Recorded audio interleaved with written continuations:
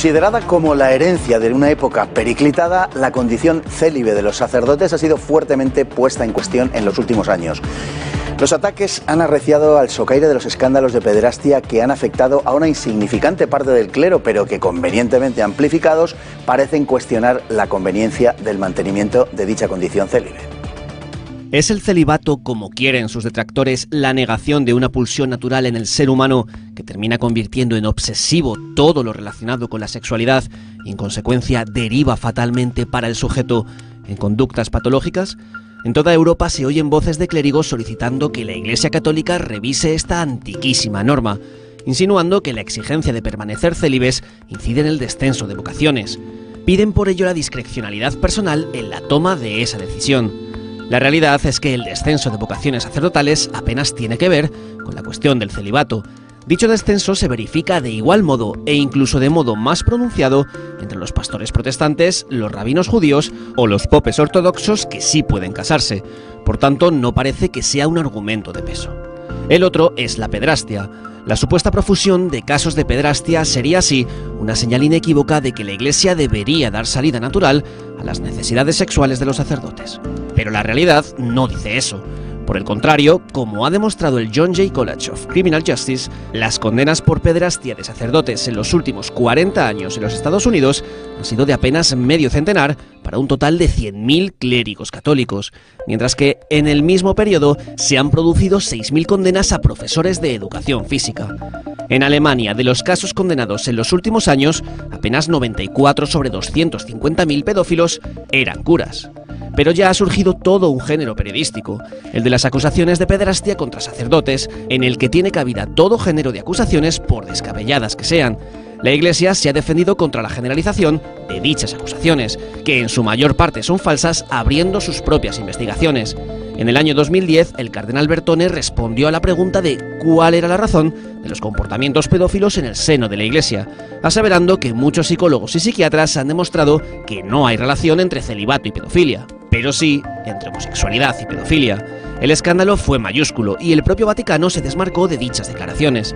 Sin embargo, el psiquiatra católico Richard Fitzsimmons, que ha asesorado a la Santa Sede en esta materia, ha señalado que el 81% de los sacerdotes pedófilos han llevado a cabo sus actos pederastas sobre adolescentes varones, lo que parece bastante significativo. Tanto más cuanto que, de la investigación que él mismo llevó a cabo, se desprende que el 100% de los sacerdotes condenados han tenido relaciones homosexuales con adultos. No hay, pues, una relación entre celibato y abusos. El celibato fue adoptado por la Iglesia desde sus primeros tiempos, pues el matrimonio creaba lazos de interés personales y familiares incompatibles con la entrega incondicional a la Iglesia. Por eso, el clero estaba compuesto por hombres maduros que abandonaban mujer y familia con su consentimiento para ir a vivir a edificios eclesiales en continencia. De no observar esta, eran expulsados de la comunidad. Históricamente no cabe duda de la obligatoriedad de esa vida de castidad que se exigía a los sacerdotes. Los sínodos y concilios más antiguos ratifican esa continencia sexual requerida que ya aparece en San Justino mediado el siglo II y que en esa misma época recoge a Tanégoras como costumbre cristiana. Aunque algunos persisten en sus posturas contra el celibato basándose en las prácticas de los primeros cristianos, hoy sabemos que esa argumentación carece de toda base histórica. Don Javier Villamor, muy buenas noches. Muy buenas noches. Bueno, hemos visto este tema que es controvertido desde hace...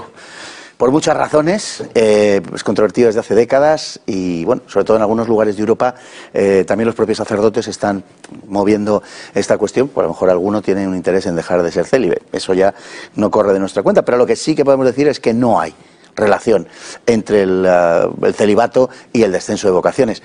Habría que decir, ojalá fuera esa la razón. Ojalá fuera esa, pero está claro que la falta de vocaciones viene primero por la falta de la defensa de la propia doctrina dentro de la Iglesia, al igual que en otras religiones, también lo vemos en judíos o en protestantes, etcétera. Es decir, es una crisis de fe generalizada, es la época en la que estamos, se mató a Dios o Dios ha muerto según Nietzsche, desde entonces estamos como estamos. Pero sobre todo yo creo que es por una falta de defensa. Ya también pasó con el Concilio Vaticano II. En cuanto se aprobó el Concilio Vaticano II hubo una huida de monasterios, etcétera, etcétera, porque se dejó de defender férreamente algo que se había hecho dogma. Entonces, bueno, si permites que otro tipo de pensamientos o de vivencias existan, pues obviamente quizá la gente se marche. Y luego, obviamente, el mundo en el que estamos, ese bombardeo visual de las pasiones más bajas, pues también influye, son personas al fin y al cabo, ¿no? Aunque sean ministros de Dios, pero son personas y influyen en eso. Y el celibato no hay que entenderlo más que otra cosa, es yo me caso con Dios. Por eso llevan muchas veces el anillo y es simplemente una entrega. Dios se critica esto, pero es que una persona, y hablando yo con ellos, dicen no podemos prestarnos a hacer lo que hacemos, a atender enfermos, a personas necesitadas, a visitar cárceles, a ayudar a las familias en los barrios, si estamos casados, porque obviamente la vocación familiar es una vocación de 24 horas al día, 7 días a la semana, 365 días al año, al igual que el otro, porque hay curas que están disponibles 24 horas al día, 7 días a la semana, 365 días al año. Yo desde luego lo que he hablado con sacerdotes siempre, ellos en los votos que han realizado, los 3 votos, el que de peor cumplimiento, de acuerdo a lo que ellos expresan, es el de obediencia. El de pobreza y el de castidad, dices que con el paso del tiempo, y hay muchos curas, bueno, una parte de ellos que proceden de familias bien y por tanto cuesta también renunciar a un cierto estatus social. El de castidad, con el tiempo lo vas llevando según dicen, pero el de obediencia es desde luego el peor. Es curioso, ahora nos venden otra tendencia sexual, ¿no? Los asexuales, que son personas que debido a esa extrema exposición a motivos sexuales, a sexo, a relaciones sexuales, al cuerpo físico del ser humano, ya hay un momento en que lo rechazan. Eso lo ven bien, pero no ven bien que otras personas rechacen eso, no quizá no por ser asexuales, sino simplemente por convencimiento religioso. Lo que cuesta es la obediencia. Yo creo que eso es, todo el mundo somos individuos independientes, tenemos nuestros pensamientos y a veces, pues como en toda estructura jerárquica, obedecer órdenes con las que no estás de acuerdo siempre es complicado. Entonces yo creo que relacionar una cosa con la otra está hecho muy mal, con perdón de la expresión. Decía antes, don Javier, que los sacerdotes, puesto que es una vocación que exige una entrega íntegra, pues se llevaba muy mal con el casarse, lógicamente, con ocuparse de una familia, etcétera. Hay otras religiones donde sí pasa y hay que anotar 2 cosas. Una, que las vocaciones descienden más que en el catolicismo, y eso, que pueden casarse, por ejemplo, en las distintas ramas del protestantismo o en la religión cristiana ortodoxa, pero anotemos también que los cristianos ortodoxos se pueden casar en las primeras etapas del sacerdocio, digamos, que no no los obispos, por ejemplo, no los que tienen mayores responsabilidades. También conviene acotar esto. Exactamente, y además, bueno, que hay personas que conozco que han sido padres y después han sido curas, y viceversa. Es decir, que estar en un sitio no te exime de ir a tal otro lado. El problema que estamos viviendo hoy en día es que hay gente que quiere tener todo en todos los lados. Y eso no se puede. Pasa igual, por ejemplo, también quizá con la crisis del lobby LGTB dentro de la Iglesia, que hoy teniendo a día de hoy la capacidad de vivir una vida sexual plena y fuera de la Iglesia, parece que se obsesionan con estar dentro de la Iglesia teniendo también esa vida sexual. Que no es que se peque esa vida sexual, es que cualquier vida sexual dentro de la Iglesia obviamente no es la correcta, ¿no? Pero bueno, ya lo vimos aquí el otro día también con el programa de las católicas por el derecho a decidir, la obsesión de que yo donde esté tengo que tener todo. Y si a usted esto no le gusta, márchese a otro lado. Hay una parte de los clérigos, esto es un hecho objetivo, de hecho algunos en su momento salieron de la Iglesia, como perfectamente se apuntó sobre todo después del Concilio Vaticano II, que lo están pidiendo. Clérigos que se mantienen dentro de la Iglesia y que digamos que están cumpliendo el celibato, porque sí se atienen a lo estipulado, pero pese a cumplirlo, sobre todo en Alemania, en Austria, están pidiendo ese fin del celibato desde hace ya unos años. Sí, luego precisamente has dicho un país, es Alemania, que recordemos que también está en plena batalla, o al menos burocrática, digamos, con el Vaticano. Después de ese sínodo de la Amazonía, se hablaba de que iba a haber otro sínodo con la Iglesia alemana, que precisamente era la que amenazaba o ya directamente compra la doctrina LGTB dentro de la Iglesia. Por lo tanto, yo creo que es otro paso más consecuente con todas esas demandas, que ahora se demande el casamiento. Y es cierto que si nos lo ponemos a pensar estrictamente, quizá no sea algo negativo per se, ¿no? Y digo, oye, tal como estamos, que quizá un cura que además está dentro de la Iglesia también tenga familia para educarla dentro de la Iglesia, quizá no sea malo.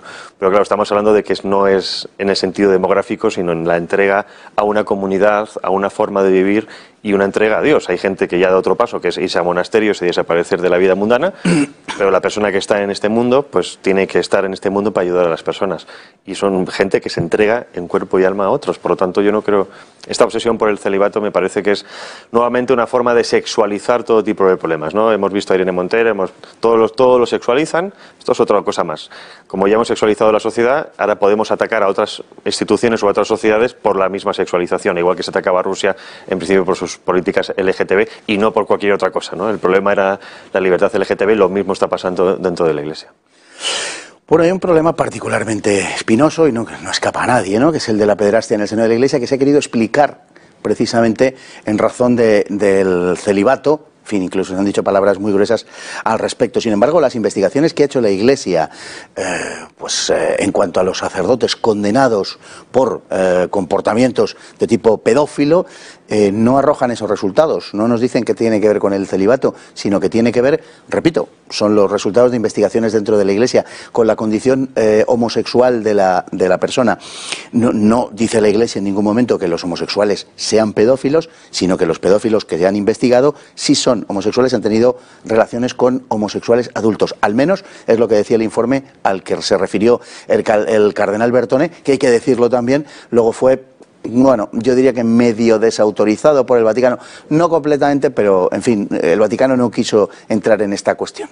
A ver, si nos atenemos a esos datos, cuando más del 80% de los actos de pederastia están cometidos de hombres a hombres, yo creo que está ahí, ¿no? Y como bien dices, esto no se trata de criminalizar a ningún colectivo, simplemente son hechos. Es decir, más del 80% ocurre con esto. Ahora bien, las explicaciones pueden ser varias, ¿no? Obviamente, por lo que yo he hablado con algunas personas que además se encargaban de hacer, digamos, ese filtro dentro de los seminarios para ver quién realmente estaba ahí por convencimiento y no por otro tipo de cosas, dicen que muchas veces suelen ser miembros de familias muy religiosas o de una educación muy religiosa, que luego descubren que tienen una tendencia, en este caso homosexual, pero que no quieren dejar, volvemos a lo de antes, no quieren dejar ninguna cosa. Y usted puede ser homosexual, por supuesto, pero si usted tiene esa vida homosexual, usted no tiene cabida dentro de lo que es el ministerio religioso dentro de la Iglesia. Perfectamente puede ser homosexual y creer en Dios y practicar como usted quiera, ¿no? Pero no dentro de la Iglesia. Y dicen que hay un principio de ese egoísmo, ¿no? De gente que no quiere dejar una cosa a la otra, quiere seguir teniendo una vida, otra quiere ser y quiere seguir teniendo una vida sexual muy activa. Quizá esto lo podemos entender antaño, hace unos cuantos siglos, quizá es más entendible en el sentido pues que la Iglesia era muy hermética, te marchabas y no veías a tu familia nunca más y quizá te permitía tener ese tipo de vida sexual a espaldas del mundo. Pero hoy en día que está más que aceptado, yo no lo veo un problema, lo veo más como una forma más de destruir la Iglesia desde dentro, porque de verdad no entiendo la obsesión. Si yo quiero ser libre sexualmente, ¿para qué voy a intentar tener dos vidas cuando no me hace falta, ¿no? El número de sacerdotes pedófilos es muy bajo con respecto al número de sacerdotes y es muy bajo con respecto a los pedófilos. Sin embargo, se ha popularizado esta imagen, lo cual evidentemente no es por pura casualidad o por mera casualidad, sino que persigue una finalidad. Es lo que estamos hablando, importa atacar, sobre todo yo creo que por el lado hipócrita, ¿no? Diciendo los enemigos de la Iglesia dicen, por un lado estáis hablando de la defensa de la vida, de los más necesitados, pero luego por otro lado los violáis. Y aquí entramos también en lo que siempre digo de no es el qué, es el quién. Resulta que si un cura viola o es un pederasta, todos los curas son pederastas. Pero cuando nosotros resaltamos, por ejemplo, el tema de los inmigrantes, la inmigración masiva, las violaciones y todo eso, ahí es cuando inmediatamente los mismos que te achacan la generalidad a la Iglesia dicen que eso no es posible para el otro lado, ¿no? O que todos somos fachas, pero que ellos no son fachas, que son víctimas del sistema y que no podemos criminalizar a todos los musulmanes. Es cierto que no se puede, pero entonces tampoco criminalicemos a todos los miembros de la Iglesia. Creo que es un gran error, pero a nivel propagandístico funciona muy bien, porque al fin y al cabo, como siempre, estás demonizando al enemigo y haciendo creer al adversario de que todos los que son exactamente de la misma condición. Pero cuando eso mismo resaltan esa condición pederasta, no resaltan esos datos que dice ese informe. Hay una serie de profesiones que arrojan una proporción mucho mayor de este tipo de actos, y se hablaba en el vídeo de los profesores de educación física, por ejemplo. Nadie acusaría a los profesores de educación física de este tipo de cosas, pero no porque ser profesor de educación física te lleve a eso, o ser sacerdote te lleve a eso, sino porque el pedófilo, el que tiene la intención de estar rodeado de niños, sabe dónde tiene que ir y, lógicamente, se dirige a las profesiones que le van a permitir ese acceso. Es que esa es la clave. Sí, mucha gente yo creo que no se pone en la piel del otro, ¿no? Si yo fuera un psicópata asesino, ¿qué haría? Pues intentaría ser agradable con mucha gente para ganar la confianza y después cepillármelos. Pues esto es lo mismo. Yo quiero estar rodeado de niños en un sitio donde sé que es normal estar y que no me van a estar viendo con lupa. Pues o bien me voy al cura de barrio con los monaguillos, o bien me voy, pues como bien estabas poniendo este ejemplo, a otro sitio a hacer otra cosa, o con temas de deportes. Está ahí, hay que observarlo, hay que estar atento, pero volvemos a lo mismo. El problema no son las generalidades, son las particularidades. Y hay que estar muy atento. Por eso te contaba antes, que la Iglesia sí que yo creo que se ha puesto mucho las pilas ahora para ver quién es quién y ver si realmente las vocaciones, a pesar de las pocas que son hoy en día, son realmente como dicen, ¿no? Aunque al igual que pasa con el ejército o el Estado, cuando hay crisis la gente inmediatamente se va a sitios donde puede estar a buen recaudo, bien sea el ejército, la policía, el funcionariado habitual, o bien sea en este caso la Iglesia, porque también es cierto que en algunos sitios han aumentado precisamente como salida a la crisis. Antaño, pues el tercer hijo se iba a la Iglesia, me hubiera tocado a mí, pero aquí estamos. Bueno, el Vaticano ha sido acusado, como poco, de ser ambiguo durante mucho tiempo al respecto de este asunto. Y digo como poco, porque ha sido acusado de cosas más gruesas. Yo creo que también tiene mucho que ver con la falta o la no voluntad de reconocer el problema que hay y de no señalar como estamos señalando ese problema, ¿no? Repito, el problema no es la homosexualidad en este caso, el problema son esos homosexuales que se quieren meter a hacer eso. Pero reconocer eso sería implicar que hay un problema mayor, que son más de los que quieren admitir y que tienen una fuerza interna dentro de la Iglesia quizá mayor de la que quieran admitir. Es decir, habría que reconocer que hay un lobby de alguna manera, en este caso pedófilo quizá, que implica a muchos miembros eclesiásticos y que, como ya sabemos, igual que en política, todos se definen entre sí para no manchar a nadie. Lo mismo ha pasado en otros aspectos de la historia y a lo largo de la historia seguirá pasando. Yo creo que es más para evitar... Lo mismo pasa con el lobby progre, ¿no? Es decir, se protegen entre sí, se camufla todo con palabras que nada tienen que ver con los conceptos originales y yo creo que va muy por ahí la intención de no sacar eso a la luz, porque es tan sencillo como decir, ¿quieren ustedes que limpiemos la Iglesia? Perfecto, seamos menos, pero seamos más puros. O seamos más íntegros. Bueno, el celibato tiene una larguísima tradición en la Iglesia. Al respecto de esto también hay controversia, pero se puede remontar sin duda ninguna hasta los comienzos mismos de la Iglesia, siglo I, siglo II. Sí, y sobre todo... San Pablo habla de este asunto. Es que la antropología cristiana, yo tampoco la entendía antes, por eso la atacaba, pero cuando ya tienes una experiencia y has vivido en este mundo, para bien o para mal, te das cuenta de que ciertas conductas que hoy son promovidas de manera sistemática, constantemente, realmente lleva a la destrucción de la persona, ¿no? Una destrucción o una entrada en barrena o al abismo, ¿no? Y precisamente en ese caso el celibato va muy enfocado para mantener la corrección de la moral y de la entrega de la persona en todo momento, ¿no? Controlar los apetitos sexuales, que la carne no te domine. Don Javier Villamor, permítame hacer el chiste. No sé si usted es célibe, pero se está haciendo célebre. Muchas gracias por estar con nosotros. Muchísimas gracias por la invitación.